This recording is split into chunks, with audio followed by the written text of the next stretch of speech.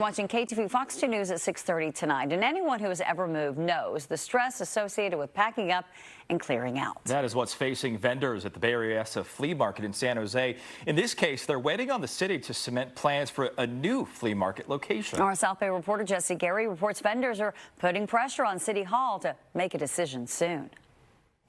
Since the 60s, San Jose's Berryessa Flea Market has been a staple of the oldest form of commerce. Now, uncertainty looms as the clock is ticking for this market to find a new home. There is an impending sense of doom and closure that is really clouding all of La Pulga, all of the existing flea market. The bad case of nerves exacerbated by a new San Jose City report. It shows possible disruptions to the South Bay's largest cluster of micro businesses. The 450 vendors generate between $20 and $42 million annually in revenue. I find a lot of things, and I felt that, people either needed to buy them, or a lot of times I end up giving them away too. Changing economies since the 2000s, coupled with increasing opportunity costs, have led the market's owners to sell the land for redevelopment.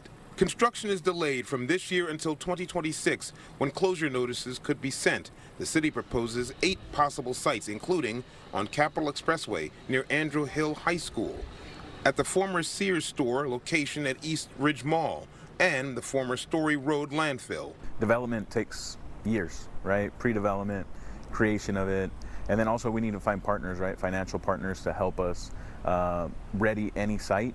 Roberto Gonzalez says the vendors seek clarity and certainty as to where the market will move before closure notices are drafted. If the city kind of drags their feet or just says, hey, we'll wait until we get any notice, then by that time it's going to be too late, right? We're not going to have enough runway for vendors to transition. Experts say such a shock to this system could be catastrophic for generations of workers who've relied on bartering to better their economic condition. They know that we need to keep the flea market open, and we need to keep these vendors in business, and we need to keep this cultural landmark going. It would be fantastic to have something to look forward to. Sites the city already owns would be easier logistically, but there could be environmental mitigation costs involved. One of the best sites, which is privately owned, could cost more, and that would be a bigger hit to the city's budget. The complete list of sites is due later this week. Outside San Jose City Hall, I'm Jesse Gary, KTVU Fox 2 News.